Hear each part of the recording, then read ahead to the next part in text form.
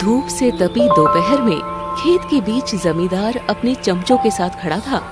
वासुदेव की मेहनत से आलू के खेत को देखकर उसके चेहरे पर एक चालाक मुस्कान थी। अरे वाह वाह वाह वाह वासुदेव, वाह! अरे मानना पड़ेगा, तुमने खेत में बड़ी मेहनत की है। वाह भाई वाह, कमाल की खेती की है। जी जमींदार बाबू, इसीलिए तो इतने सारे आलू मेरे खेत में हुए हैं और मैंने खून पसीना एक करके अपने खेत में खूब मेहनत की है। अरे रुको रुको जरा भैया, जबान को लगाम दो।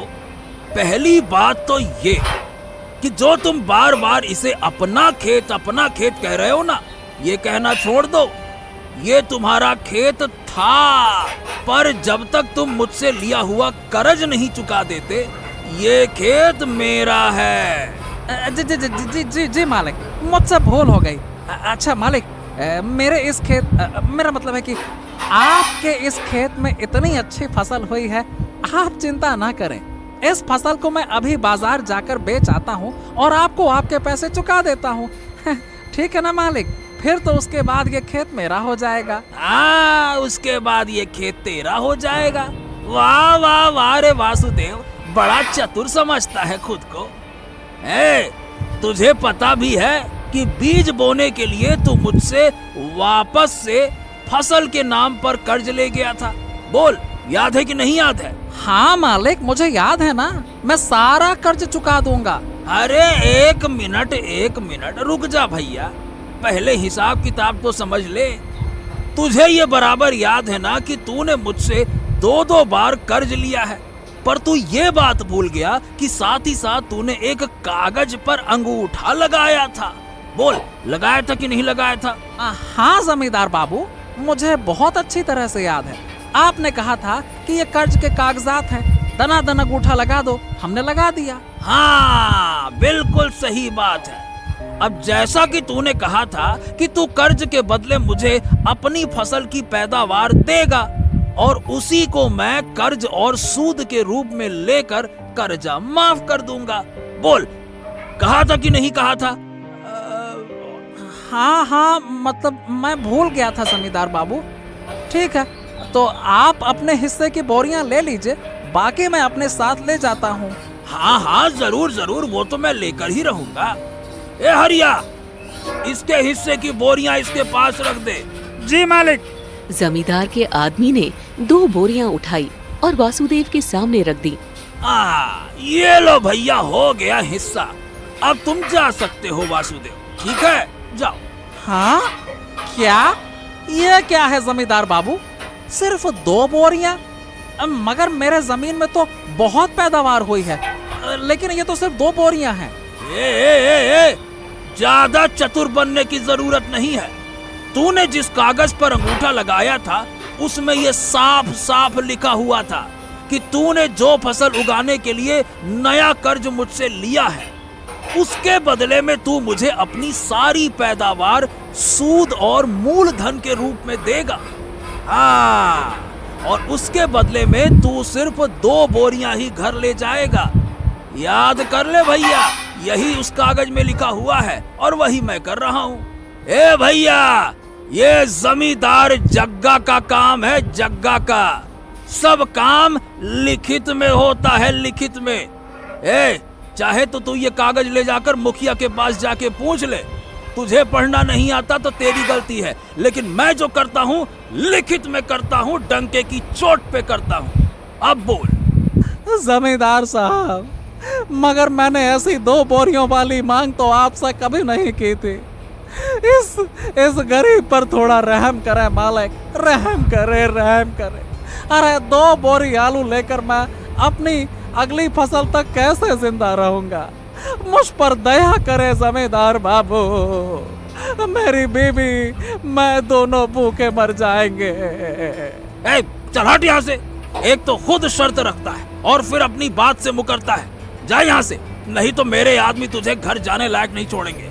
मरता क्या ना करता, वासुदेव दुखी मन से अपनी 2 बोरियां लेकर घर लौट आया। अरे ओ विमला, उस जमींदार ने हमें वापस से ठग लिया। क्या करूं मैं? क्या हुआ जी? अब क्या किया उस जमींदार ने? हमारी फसल तो काफी अच्छी हुई थी ना, आप फसल बेचकर उसे पैसे दे तो आए हो ना? अरे नहीं विमला नहीं, सारी फसल उस जमींदार ने हड़प ली। हड़प ली? ये तो बड़ी गलत बात है। चलिए हमें गांव के मुखिया के पास जाना चाहिए। अरे कोई फायदा नहीं विमला, कोई फायदा नहीं। वो जमींदार बड़ा चतुर है। उसने मुझसे जिस कागज पर अंगूठा लगवाया था, उस कागज में लिखा था कि फसल कटाई के बाद सारी फसल जमींदार की हो जाएगी और मुझे सिर्फ 2 बोरी ही मिलेगी। अरे यही हमारी किस्मत है। क्या? ये तो सरासर गलत है। हमारे साथ धोखा हुआ है जी, हमें कुछ करना चाहिए। हाँ, अब हम कुछ नहीं कर सकते विमला। हमारी किस्मत में यही लिखा है कि हम गरीबी में अपना जीवन बिताएं और ऐसे ही मर जाएं। सबसे बड़ी भूल हमसे ये हो गई कि हमने अपनी जमीन के बदले उससे कर्जा ले लिया। अब हमारे पास इतने भी पैसे नहीं हैं कि हम अपनी जमीन पर बीज बो सकें। अरे इसीलिए तो हम बीज बोने के लिए हर बार जमींदार से फसल के नाम पे कर्ज लेते हैं। और क्या करें, हमारे पास कुछ बचता तो है नहीं। और जब भी हम फसल लेने जाते हैं, वो कोई ना कोई नई शर्त लिखाकर कागज में हमसे अंगूठा लगवा लेता है और आखिर में हम ठगे जाते हैं। क्या करें, क्या करें? हमने जो अपनी जमीन पर कर्ज लिया था, वो तो हमने अपने बेटे को शहर पढ़ाई करके आने के लिए दिया है। कुछ ही दिनों में वो लौट कर आने वाला है। मुझे जरूर उम्मीद है कि हमारा बेटा जरूर हमारी सारी तकलीफ दूर कर देगा। हाँ, मुझे भी यही उम्मीद है अपने बेटे से, अपने पुत्र से। बस वो हमारे पास वापस लौट आए। अरे जमींदार को ये नहीं पता कि हमने अपनी जमीन गिरवी रख के जो उससे कर्ज लिया था, वो हमारे बेटवा को पढ़ाने के लिए लिया था। नहीं तो वो ससुरा हमें कर्ज देता क्या? वो तो बड़ा चतुर है, एक पैसा नहीं देता बेटा को पढ़ाने के लिए। हाँ, उसे तो यही लगता है कि वो शहर मजदूरी करने गया है। हाँ विमला, छोड़ो जी, अब पछता कर क्या फायदा। चलो अब हम सो जाते हैं। दोनों पति पत्नी अपने बेटे की वापसी की उम्मीद में दुख भरे मन से सोने चले गए। शहर के कॉलेज में कृष्णा और उसका दोस्त बात करते हुए कहते हैं, मेरे दोस्त मेरे दोस्त मेरे दोस्त अरे यार, तुमने मेरी बहुत मदद की है। आज तुम्हारे कारण ही हमारे पास डिग्री है। अरे नहीं भाई, नहीं नहीं, ऐसी कोई बात नहीं है। तुम्हें तुम्हारी डिग्री तुम्हारी मेहनत की वजह से मिली है। ऐसी बातें मत करो। वो मेहनत तो है भाई, पर तुमने मुझे ना कॉन्सेप्ट समझाने में जो मदद की है ना, ओफो, उसे मैं कभी भूल ही नहीं सकता। मतलब एक बार में मेरे दिमाग में सारी चीजें क्लियर हो गई यार। मुझे तो मेरे पिता ने साफ साफ कह दिया था कि बेटा पढ़ लिख के आना, नहीं तो फिर खेती करनी पड़ेगी मजदूरों की तरह। हाँ अच्छा चलो ठीक है, अब डिग्री मिल गई है ना, अब गांव की ट्रेन पकड़ लेते हैं। अब चलते हैं हमारे घर। बहुत दिन हो गए अपने घर वालों से मिले हुए। चलो भाई। हाँ भाई हाँ, चलते हैं। अब बहुत याद आ रही अपने मम्मी पापा की। वैसे हाँ, हमारा गांव भी आस पास ही है। किसी भी चीज की जरूरत हो तो सीधा भागते हुए घर पे चले आ रहा।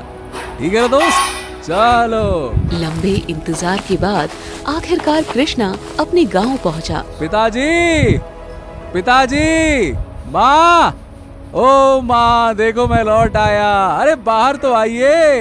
अरे लगता है कि कृष्णा वापस आ गया। चलो चलो चलो, बाहर चलते हैं। चलो चलो। बिमला और वासुदेव दोनों कृष्णा के सामने खुश होने का नाटक कर रहे थे, पर कृष्णा को ये एहसास हो जाता है कि उसके माता पिता मुसीबत में हैं। अरे क्या हुआ? आप दोनों उदास लग रहे हैं, कोई बात है क्या? अब वो बेटा, मतलब ठीक है, तुम चलो पहले भीतर आओ, तुम्हें सब बताते हैं। आ जाओ आ जाओ। तीनों घर के भीतर आ जाते हैं। हाँ हाँ, अब बताइए क्या हो गया, क्या बात है, क्या दिक्कत है? बेटा, दरअसल बात ये है कि गांव के जमींदार ने हमारा जीना मुश्किल कर दिया है। तेरी पढ़ाई के लिए तो हम अपना खेत पहले ही गिरवी रखवा चुके थे। तभी जमींदार ने कहा था कि हम इस गिरवी रखे खेत में अपनी फसल उगा सकते हैं। पहले पहले तो मुझे समझ नहीं आया बेटा, पर अब वो हर बार कोई ना कोई चाल चलकर सारी फसल हथिया लेता है और हमें सिर्फ जीने लायक ही हिस्सा देता है। पिताजी, क्या आपने उसे बता दिया है कि मैं शहर किसानी की पढ़ाई करने गया था? नहीं नहीं नहीं नहीं, यहाँ तक कि गांव के लोगों को भी यही लगता है कि तू शहर मजूरी करने गया है। ये आपने बहुत अच्छा किया पिताजी। अब बस आप देखते जाइए मैं उस जमींदार का क्या करता हूँ। जमींदार अपने बड़े से हवेली नुमा घर के आंगन में खड़ा था। तभी कृष्णा वहाँ पहुँचा। अरे अरे अरे अरे कृष्णा, आओ आओ आओ भैया, आओ आओ। लगता है कि तुम भी अपने गांव लौट आए हो। बहुत बढ़िया, बहुत बढ़िया। वाह वाह वाह, देखकर तुम्हें दिल खुश हो गया, अच्छा लगा, बहुत बढ़िया। वो क्या है ना कि मैं और पिताजी मिलकर काम करेंगे तो ज्यादा अच्छे से फसल उगा पाएंगे, है ना जमींदार साहब? हाँ बिल्कुल सही बेटा, बिल्कुल सही, बिल्कुल सही, ये तुमने सही कहा। वैसे तुम तो शहर मजूरी करने गए थे ना, फिर अचानक वापस गांव क्यों लौट आए? अब क्या बताऊं जमींदार बाबू, कुछ लोग इतने मतलबी होते हैं ना कि सिर्फ अपना स्वार्थ देखते हैं और अपने आप को चतुर समझकर भोले भाले गरीबों का शोषण करते हैं। क्या क्या मतलब है? कहना क्या चाहते हो? अरे मैं तो ये कहना चाहता हूँ जमींदार बाबू कि मैं जहाँ काम करता था, अरे वो मालिक बड़ा मतलबी था। अरे मुझसे दिन भर काम करवाता, अरे खूब काम कराता और मुझे 2 वक्त का खाना बस दे देता। खाओ काम करो, खाओ काम करो, खाओ काम करो। अरे मैं शहर पैसे कमाने गया था या फिर 2 वक्त का खाना खाने? हाँ भैया कृष्णा, ये बात तुमने सही कही। इससे अच्छा तो हमारा गांव ही है। अब भाई मुझे ही देखो, कितने लोग अपना खेत हमारे पास गिरवी रखते हैं, मैंने कभी उस पे अपना हक नहीं जताया। जिसका खेत है भैया वही खेती करे, वही उगाए, है ना? और ऊपर से मैं तो और पैसे देता हूँ खेती करने के लिए। ले जाओ भैया, अच्छे से मन लगा के खेती करो। हाँ जमींदार बाबू, इसीलिए तो मैं आपके पास आया हूँ। पिताजी ने कहा था कि आप इतने दयालु हैं कि खेती के लिए भी पैसे अलग से उधार देते हैं। हाँ हाँ, तुम्हारे पिता ने बिल्कुल सही कहा है कृष्णा। तो जमींदार बाबू, अगली फसल के लिए मुझे कर्ज दे दीजिए ना। अरे हाँ हाँ, बिल्कुल ठीक है बेटा, मैं तुम्हें कर्ज दे दूंगा। पर क्या तुम्हें खेती के बारे में कुछ पता भी है कि नहीं है? नहीं नहीं, मुझे तो खेती का खा भी नहीं आता है। हाँ, पर पिताजी को सब पता है। मैं तो पिताजी का हाथ बटाऊंगा ना जमींदार बाबूजी। हाँ, अरे ये तो ससुरा बड़ा बेवकूफ लड़का है। इसे अभी ऐसा बेवकूफ बनाऊंगा कि इसे इसकी नानी दादी याद आ जाएगी। रुक जा बेटा। ए हरिया, जा अंदर से पैसे की थैली और नीला वाला कागज ले आ, जा। हरिया कागज और पैसे की थैली लाकर टेबल पर रख देता है। ये लो बेटा, ये है कागज, इस पर लगा दो दनादन अंगूठा। ये कैसा कागज है जमींदार बाबू? अरे बेटा, ये कागज है नए करार का। इसमें लिखा है, अगर तुम फसल को 1.5 महीने के पहले काट लोगे तो फसल तुम्हारी, नहीं तो सारी फसल हमारी। बस इतना ही लिखा है। अरे 1.5 महीना, ये तो बहुत ज्यादा है जमींदार बाबू। इतने में तो शायद 2 बार खेती हो सकती है। आप बहुत दयालु हैं। ये लीजिए, लगा दिया। अच्छा, अब मैं चलता हूँ जमींदार बाबू। हाँ हाँ, ठीक है ठीक है, जाओ भैया, आराम से जाओ। और जमींदार उसे पैसे की पोटली दे देता है। कृष्णा वहाँ से चला जाता है। अरे कितना बेवकूफ लड़का है, ये तो बेवकूफी में अपने बाप को भी पीछे छोड़ देगा। अरे ऐसी कौन सी फसल है जो 1.5 महीने में पैदा कर लेगा? इसके पहले तो इनके हाथ में 1-2 बोरी आ जाती थी फसल की। ससुरा, इस बार तो कुछ भी नहीं आएगा, रह जाएगा ठन ठन गोपाल। कृष्णा पैसे की पोटली लेकर घर पहुंचा। उसके चेहरे पर एक अजीब सी चमक थी। माँ, बाबूजी, बड़ी अच्छी खबर है। क्या हुआ बेटा? जमींदार से मिलने गया था ना? क्या कहा उन्होंने? अरे माँ, बिल्कुल जमींदार साहब ने हमें एक मौका दे दिया है। हाँ। कैसा मौका बेटा? उन्होंने एक शर्त रखी है, अगर हम 1.5 महीने में फसल काट लें तो सारी फसल हमारी होगी। और अगर नहीं कट पाई तो सारी फसल उनकी होगी, और क्या। हे भगवान, ये क्या कराया तू? तेरे बाबूजी इतने सालों से खेती कर रहे हैं, कम से कम 4-5 महीने लगते हैं फसल काटने में। दिन रात की मेहनत के बाद भी इतना समय लगता है। अरे शहर में पढ़ लिख कर आया है तो क्या खेती किसानी का सारा ज्ञान भूल गया है क्या? अरे 1.5 महीने में कौन सी फसल होगी? पागल हो गया है क्या? इसीलिए पढ़ाया लिखाया था तुझे कि तू कुछ भी करके आ जाएगा। अरे बाबूजी, माँ जी, आप थोड़ा शांत तो हो जाइए। अरे मेरी बात तो सुन लीजिए एक बार। मैंने सोच समझ कर ही ये फैसला लिया है। अब क्या सुने बेटा, तेरी एक गलती की वजह से हमारी साल भर की मेहनत पर पानी फिर जाएगा। अरे नहीं माँ, ऐसा नहीं होगा। मैंने एक योजना बनाई है, आप भरोसा तो रखो मुझ पर। हाँ चल ठीक है, बता क्या है तेरी योजना? जिस काम को करने में 5 महीना लगता है, उस काम को तू 1.5 महीने में कैसे कर लेगा? बता जरा। तो पिताजी, आजकल खेती में एक नई चीज आई है, विशेष खाद, जिसे अंग्रेजी में फर्टिलाइजर कहते हैं। इससे फसल बहुत जल्दी तैयार हो जाती है। हाँ? अब बेटा, मैंने सुना तो है, पर ये मिलते कहाँ हैं? और इतनी महंगी भी होती है कि हम खरीद नहीं पाएंगे। अरे पिताजी, आप बिल्कुल चिंता मत कीजिए, हमें कहीं जाने की जरूरत नहीं है और हम किसान हैं। हमें फर्टिलाइजर कम कीमत पर मिलेगा।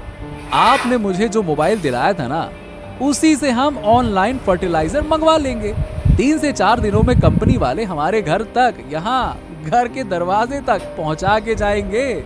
लेकिन फिर भी बेटा, अब 1.5 महीने में फसल, ये कैसे हो सकता है? अरे पिताजी, आप भूल गए क्या? आप लोगों ने मुझे खेती की पढ़ाई करने के लिए भेजा था, आवारागर्दी के लिए नहीं। मैंने सीखा है कि नई तकनीक और फर्टिलाइजर की मदद से हम पालक को सिर्फ 30 दिन में उगा सकते हैं। बस 30 दिन में, और क्या। क्या? सच में? पर बेटा, आमतौर पर तो पालक उगाने में 5 महीने का समय लग जाता है। हाँ पिताजी, अरे आप ये सब छोड़िए, आप बस देखते जाइए। मैं आपको करके दिखाऊंगा कि नई तकनीक से क्या क्या संभव है। हाँ ठीक है बेटा, अब तूने पढ़ा लिखा है तो जैसा तू ठीक समझे भाई। 3 दिन बाद डिलीवरी वाला फर्टिलाइजर और बीज कृष्णा के घर छोड़ जाता है। हाँ, अब इस फर्टिलाइजर और बीजों को जल्दी से घर के भीतर रखवा देता हूँ, इस पर जमींदार की कहीं नजर न पड़ जाए। कृष्णा ने जल्दी सारी बोरियों को घर के अंदर रखवाया। अरे बेटा, चल इन बीजों को बो आते हैं और ये खाद भी डाल आते हैं। अरे नहीं पिताजी, अभी हम सिर्फ बीज बोएंगे। इस खाद को हम रात के अंधेरे में डालेंगे, ताकि इस पर जमींदार या उसके आदमियों की नजर ना पड़े। कृष्णा के चेहरे पर चिंता और सतर्कता के भाव थे। वो जानता था कि अगर जमींदार को इस नई तकनीक का पता चल गया तो बड़ी मुसीबत हो सकती है। कृष्णा खेत में जाकर पालक के बीजों को बोने लगा। इतने में जमींदार वहाँ आ पहुँचा। क्या रे कृष्णा, कौन सी फसल लगा रहा है? मैं पालक की फसल लगा रहा हूँ जमींदार जी। अरे वासुदेव, तेरा बेटा तो तुझसे भी बड़ा मूर्ख निकला। क्या तुझे पता भी है कि इसने क्या किया है? इसने मुझसे जो पैसे लिए हैं ना, उसके बदले ये शर्त रखी है कि अगर 1.5 महीने में फसल की कटाई नहीं किया तो भैया सारी फसल मेरी हो जाएगी। अब बताओ, कितना बड़ा बेवकूफ है तेरा लड़का। इतना भी नहीं पता कि 1.5 महीने में कोई फसल हो ही नहीं सकती है, ये सारी बात सुनने के बाद भी वासुदेव जमींदार को कोई जवाब नहीं देता है। वो बस जमींदार को देखकर रहस्यमयी तरीके से मुस्कुराता रहता है। लगता है कि तू भी अपनी बेटे की तरह पगला गया है। खैर छोड़ो, मुझे तुम जैसों के मुंह ही नहीं लगना है। मैं तो चला भैया। इतना कहकर जमींदार वहाँ से चला जाता है। देखते देखते 1.5 महीना बीत जाता है। जमींदार अपने घर में अपने नौकरों से बात कर रहा था। अरे ओ हरिया, जी मालिक। हाँ, आज पूरा 1.5 महीना बीत गया है। एक काम करो, जाओ मुखिया और बाकी गांव वालों को भी वासुदेव की जमीन के पास इकट्ठा कर लो। आज वासुदेव और उसके बेटे कृष्णा का भर भर के मजाक बनाऊंगा। ससुरे कहीं के 1.5 महीने में फसल करने चला था, बड़ा आया। जी मालिक। हरिया जमींदार की आज्ञा मानने के लिए चल पड़ता है। सभी लोग वासुदेव के खेत के पास पहुंचे और फसल को देखकर दंग रह गए। पूरा खेत पालक के सुंदर पत्तों से भरा हुआ था। हैं? ये सब कैसे हो गया? इतने कम दिन में इतनी अच्छी पैदावार, ये क्या चक्कर है भाई? मैंने विशेष खाद यानी फर्टिलाइजर का प्रयोग किया था। जमींदार को बड़ा गुस्सा आ रहा था, पर उसने अपने गुस्से को काबू किया।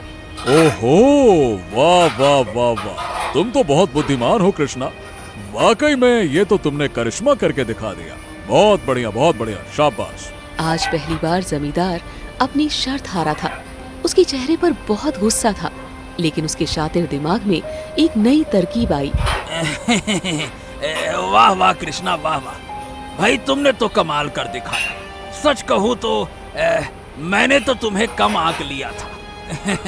बहुत बढ़िया, बहुत बढ़िया। जमींदार ने सबके सामने एक नई चाल चली।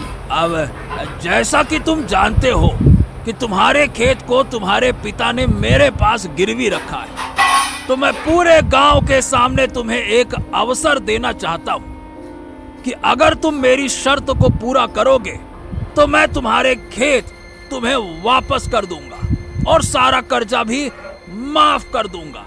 सबके सामने बोल रहा हूँ। हाँ ठीक है, कहिए, आपकी जो भी शर्त है मुझे मंजूर है जमींदार बाबू, कहिए।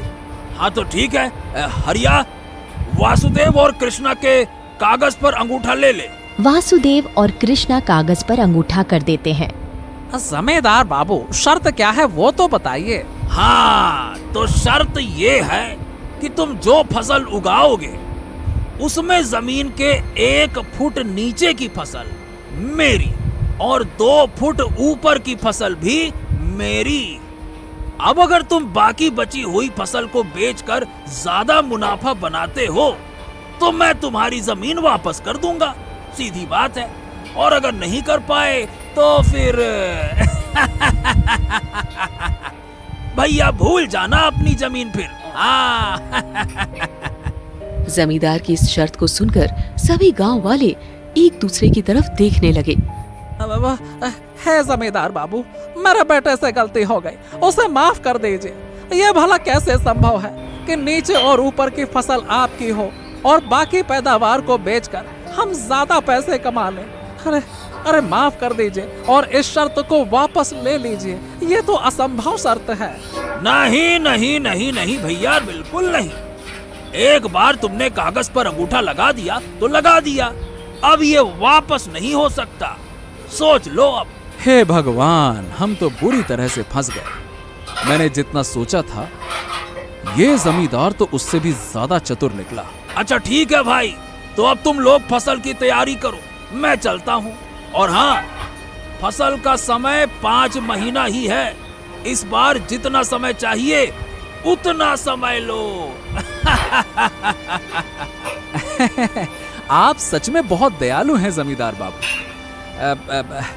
बस आपसे मेरी एक विनती है कि आप मेरी भी एक शर्त मान लें। अच्छा, क्या शर्त है बताओ। इन 5 महीनों में आप या आपका कोई नौकर हमारे खेत को नहीं देख सकता। मतलब आप यहाँ 5 महीने तक आएंगे ही नहीं।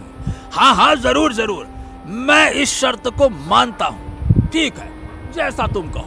जमींदार को लगा कि कृष्णा की ये शर्त उसकी जीत को और भी आसान बना देगी। कृष्णा और वासुदेव घर आ जाते हैं। अरे बेटा, ये तूने कैसी शर्त मान ली? जमीन के भीतर 1 फुट और जमीन के ऊपर 2 फुट। इसके बाद तो हमारे हाथ कुछ बचेगा ही नहीं, तो बेचेंगे क्या? अरे पिताजी, आप चिंता ना करें। अभी हमारे पास 5 महीने हैं। इन 5 महीनों में हम जरूर कुछ ना कुछ कर लेंगे। जमींदार भी देखता रह जाएगा कि उसका पाला किससे पड़ा है। देखते हैं कि ये ससुरा कृष्णा क्या कर लेता है। बड़ा आया, जग्गा जमींदार से चतुराई करता है। अब बस 5 महीने की बात है, फिर वासुदेव की जमीन मेरी। जमींदार की हंसी में जीत का घमंड था, लेकिन वो नहीं जानता था कि कृष्णा के दिमाग में क्या चल रहा है। देखते देखते 5 महीने बीत गए। सारे गांव वाले वापस से एकत्र हुए। वो जानना चाहते थे कि शर्त का विजेता कौन है। अरे अरे अरे, ये तुमने अपने खेत को ढक काहे रखा है? अरे काहे का तुम्हारा खेत? अब तो ये खेत मेरा हो गया। मेरी शर्त के आगे तुम कुछ नहीं कर सकोगे, ये तो मुझे पहले ही पता था। ओ वासुदेव, अब समझ में आया कि अपने बेटे के ऊपर तूने बेकार में ही विश्वास किया। अरे जमींदार बाबू, आप एक बार हमारे खेत को तो देख लीजिए। हो सकता है कि आप जैसा सोच रहे हो वास्तव में उसका उल्टा हो गया हो। हाँ हाँ, ठीक है ठीक है, इस पर्दे को हटाओ। अब हम सबको देखने दो कि शर्त का विजेता कौन है। जी मुखिया जी, मैं अभी हटाता हूँ। कृष्णा फसल पर से पर्दे को हटाता है। सभी गांव वालों को एक अद्भुत दृश्य दिखाई देता है। कृष्णा ने बड़ी चतुरता से कद्दू की खेती की थी। उसने कद्दुओं को 3 फीट लंबे लकड़ी के डंडों में लगा दिया था। क्यों जमींदार बाबू, ये जो कद्दू है ये तो जमीन से 3 फीट ऊपर लगे हुए हैं। अब आप जमीन के 1 फुट नीचे और जमीन के 2 फुट ऊपर की फसल बेच दीजिए। मैं तो अपने 3 फुट ऊपर वाले कद्दू बेच कर आता हूँ। देखते हैं किसके पास ज्यादा धन आता है। सभी गांव वाले कृष्णा की चतुराई पर मुस्कुरा रहे थे। जमींदार का चेहरा शर्म से लाल हो गया। जमींदार की हार से उसका अहंकार चूर चूर हो गया। अरे बड़ा चतुर बनता है ना तू। रुक जा, तुझे तो मैं ऐसा सबक सिखाऊंगा कि ये गांव वाले तेरे पूरे परिवार को इस गांव से धक्के देकर बाहर निकाल देंगे। हाँ, हाँ। अरे वाह वाह वाह वाह वाह कृष्णा, वाह वाह, तुम तो बड़े बुद्धिमान हो। बहुत बढ़िया भैया, बहुत बढ़िया। मैं गांव वालों सुनो ध्यान से। भाई मैं अपनी हार स्वीकार करता हूँ और इस खेत को तुम्हारे नाम करता हूँ। भाई जिसने बुद्धिमानी दिखाई है, जिसने शर्त जीती है, वाहवाही तो उसकी बनती है।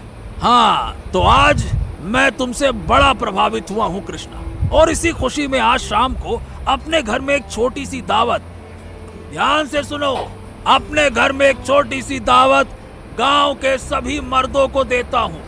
आप सभी मेरे घर पे जरूर आइएगा, ठीक है ना? हाँ। जमींदार के बदले हुए व्यवहार को देखकर गांव वालों के मन में शंका उठने लगी। उन्हें लग रहा था कि जमींदार के मन में कुछ और ही चल रहा है। शाम को सभी जमींदार के घर दावत के लिए पहुँचे। जमींदार बाबू, हम सब तो आ गए, पर यहाँ तो खाने का प्रबंध, मेरा मतलब है कि दावत जैसा तो कुछ नहीं लग रहा। अरे काहे की दावत? अरे ओ हरिया, जाकर दरवाजे पे खड़े हो जा। आज किसी को बाहर मत जाने देना, जा। हाँ, तो क्या रे कृष्णा, क्या रे? क्यों खुद को बड़ा चतुर चालाक समझता है रे? तू मुझसे ठगी करेगा? अरे जग्गा जमींदार से ठगी करेगा। कैसी ठगी जमींदार बाबू? आपने जो शर्त रखी थी उसने तो सिर्फ उसे पूरा किया है, इसमें ठगी क्या है? मैं देख रहा हूँ कि इस कृष्णा की वजह से तुम गांव वाले अब मेरे सामने बोलने की हिम्मत करने लगे हो। है? रुक जाओ, तुम सबको अभी मजा चखाता हूँ। चलो कोई बात नहीं, मैं तुम सबके सामने एक अवसर रखता हूँ। तुम सब अपनी अपनी जमीन मुझसे छुड़वा सकते हो। ध्यान से सुनना, मेरे पास कुल मिलाकर 5 बीघा जमीन है और तुम सबकी भी कुल मिलाकर 4 बीघा जमीन है। तुम सब मिलकर अपनी जमीन पर खेती करो और मैं अपने नौकर से अपनी जमीन पर खेती करवाऊंगा। अगर तुम्हारी फसल मेरी फसल से ज्यादा दामों में बिकी तो मैं तुम सब की जमीनों को कर्ज मुक्त कर दूंगा और अपनी जमीन को भी तुम्हारे नाम कर दूंगा। लेकिन अगर मेरी फसल तुम्हारी फसल से ज्यादा दामों में बिकी तो तुम सब की जमीन मेरे नाम हो जाएगी। नहीं नहीं नहीं जमींदार बाबू, हमें ये बिल्कुल मंजूर नहीं है। मैं बाकी लोगों की जमीनों को खतरे में नहीं डालना चाहता।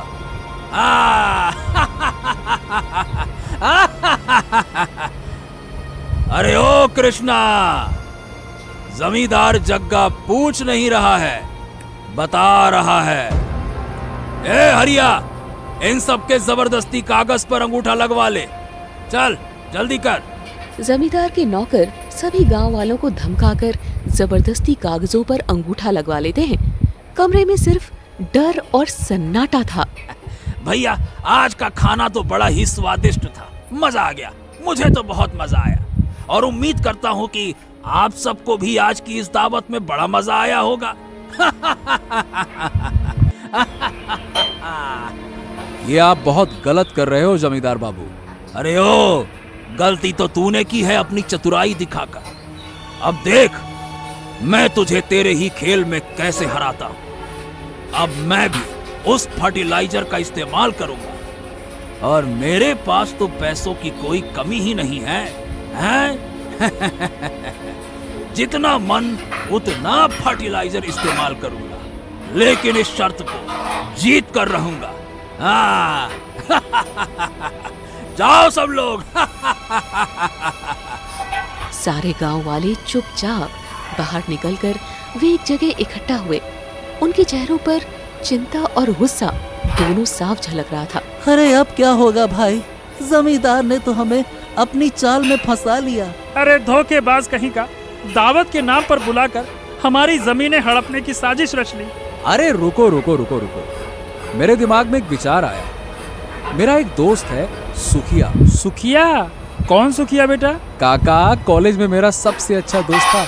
उसके पिता का ट्रैक्टर का बड़ा कारोबार है। अच्छा, तो तुम कहना क्या चाहते हो कृष्णा? देखो, जमींदार अभी भी पुराने जमाने में जी रहा है, बैलगाड़ी से खेती करवाता है ना। अगर हम सुखिया से ट्रैक्टर भाड़े पर ले आए तो ऐसी फसल खड़ी कर देंगे कि जमींदार की आंखें फटी की फटी रह जाएंगी। अरे वाह भाई, वाह वाह वाह वाह, तुम्हारा दिमाग तो घी से भी ज्यादा चिकना है, क्यों? अरे जीते रहो बेटा, जीते रहो। तुम्हारी बुद्धि ने एक बार फिर से रास्ता दिखा दिया है। बहुत बढ़िया, बहुत बढ़िया। चलो कल सुबह ही चलते हैं सुखिया के पास। वक्त बर्बाद नहीं करना। जमींदार को दिखा देंगे कि मेहनत और ईमानदारी का फल कैसा होता है। हाँ हाँ चलो, अब की बार जमींदार की चाल उस पर ही भारी पड़ेगी। चलो भाई, चलो चलो। किसी ने कहा है कि मुसीबत जब आती है तो रास्ता भी साथ लेकर आती है। सभी सुखिया के ट्रैक्टर के शोरूम पहुँचे। भाई सुखिया, हम एक बड़ी मुसीबत में फंसे हैं। कृष्णा सुखिया को पूरी कहानी बताता है। बस यही है हमारी मजबूरी। तू कुछ मदद कर सकता है क्या? अरे भाई कृष्णा, तुम बिल्कुल सही समय पर आए हो। तुम्हारी किस्मत ने साथ दिया है। क्या मतलब? अरे मेरे यहाँ एक नई कंपनी आई है, HWS ट्रैक्टर्स। वो 3 महीने के लिए लोगों को फ्री में नए ट्रैक्टर खेती करने के लिए दे रही है। मेरे पास भी एक ऐसा ट्रैक्टर आया है। अगर ग्राहक को पसंद आया तो वो खरीद सकते हैं, अगर नहीं पसंद आया तो वो वापस करके जा सकते हैं। इसका कोई पैसा नहीं लगेगा। क्यों, सही है ना? क्या बात कर रहे हो भाई, ऐसा है क्या? हाँ और क्या। और सुनो, मैं तुम्हारे नाम से इस स्कीम को कर सकता हूँ। भगवान ने हमारी सुननी बेटा। अरे वाह सुखिया भाई, तुम तो फरिश्ता बनकर आए हो। ये लो, बस इस कागज पर साइन कर दो, फिर 3 महीने तक ये ट्रैक्टर तुम्हारा है। और हाँ, समय पर वापस कर देना दोस्त। अरे मेरे भाई, तूने कमाल कर दिया यार। अब देखना जमींदार की हेकड़ी कैसे निकलती है। हाँ, अब की बार मेहनत से होगी खेती और फसल भी होगी 2 गुनी। चलो। और इस तरह एक दोस्त की मदद से गांव वालों को नई उम्मीद मिली। अब वे जमींदार को दिखाने के लिए तैयार थे कि मेहनत और ईमानदारी की जीत कैसे होती है। सारे गांव वाले नए ट्रैक्टर को लेकर अपने खेत के सामने पहुंचे। तभी फर्टिलाइजर वाली गाड़ी उन्हें फर्टिलाइजर दे गई। अरे भाई देखो तो, ये तो फर्टिलाइजर हमें घर तक दे गया। वाह वाह वाह वाह। हाँ काका, हाँ, ये जादुई खाद आप लोगों के घर तक पहुंच गई है। बढ़िया है ना?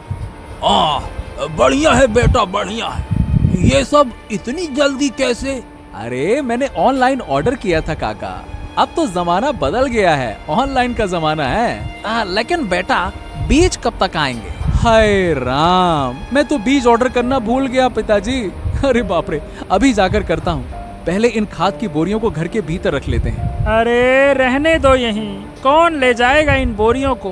अरे हम सब थके हुए हैं, चलो कुछ देर सो लेते हैं, शाम ढल जाएगी तो उठा लेंगे। अरे हाँ बेटा, आज तो बहुत काम हो गया है, कल सुबह जल्दी उठकर खेती शुरू कर देंगे। सही है। हाँ, कल से नई शुरुआत। अब देखना हमारी खेती कैसी लहलहाएगी। हाँ।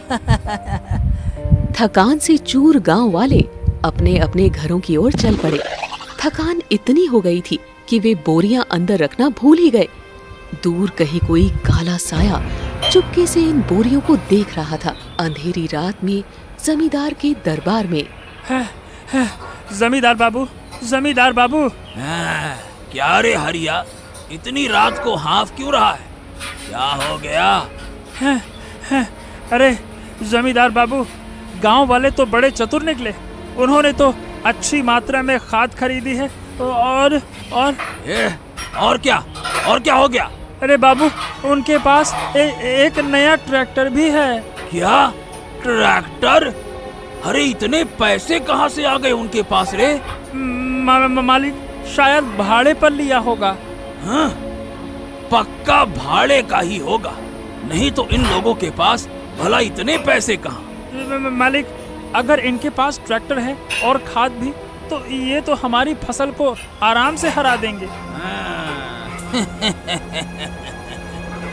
मेरे मस्तिष्क में एक युक्ति आई है। गांव वाले सो गए हैं ना? हाँ मालिक, बड़े थके हुए थे, अभी तक तो गहरी नींद में होंगे। हाँ ठीक है, चल अब तुम मेरे साथ चल। कहाँ मालिक? अरे चल तो सही। आज रात कुछ ऐसा करेंगे कि सुबह तक इन गांव वालों की सारी चतुराई धरी की धरी रह जाएगी। चल। और इस तरह काली रात के अंधेरे में 3 काली छायाएं ट्रैक्टर के पास आकर खड़ी हो गई। वे साथ में एक बड़ा सा पात्र भी लेकर आए थे। इस बड़े पात्र को ट्रैक्टर के ऊपर अच्छी तरह से उड़ेल दे। जा। इसमें क्या है मालिक? अरे इसमें मिट्टी का तेल है। इस ट्रैक्टर को हम आग लगा देंगे, जल्दी कर। क्या? पर मालिक। अरे चुप कर, चिल्ला मत। जब इस ट्रैक्टर का मालिक इनसे ट्रैक्टर मांगने आएगा तो ये अपने पूरा जीवन लगा देंगे, तब भी इसके पैसे नहीं चुका पाएंगे। चल जल्दी कर। हाँ मालिक, अब इनके पास कुछ नहीं बचेगा। शर्त हारने के बाद सारी जमीन आपकी होगी। ट्रैक्टर में आग लग जाती है।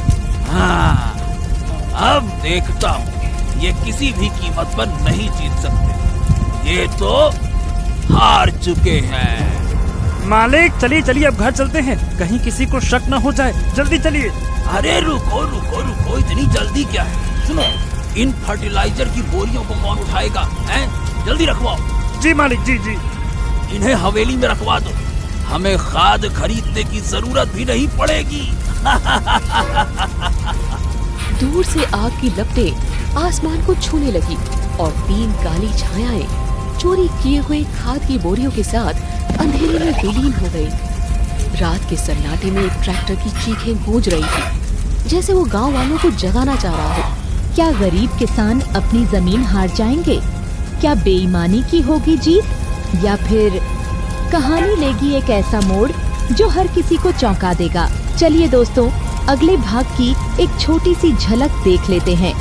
अरे मेरी फसल को मैंने मंडी वालों को बुलाकर दिखाया तो उसने कहा कि ये फसल आराम से 70,000 में बिक जाएगी, और तुम्हारी फसल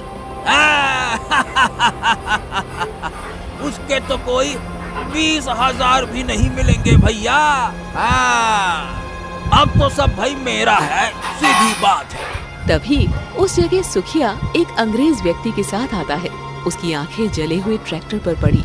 हाँ हाँ हाँ, कृष्णा भाई, अरे ये क्या हो गया? सुखिया भाई, हम इसे इस जगह पे पार्क करके घर गए थे अंदर सोने, और जब आए तो ये जला हुआ मिला।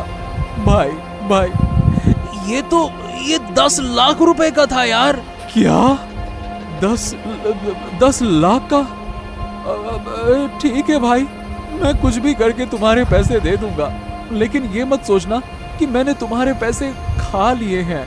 वाह रे वाह वाह वाह वाह, देखो तो सही इनका नाटक नौटंकी। दोस्तों, अगर आप भी जानना चाहते हैं कि आगे क्या होगा तो अभी ऊर्ज टून्स चैनल को सब्सक्राइब कर लीजिए।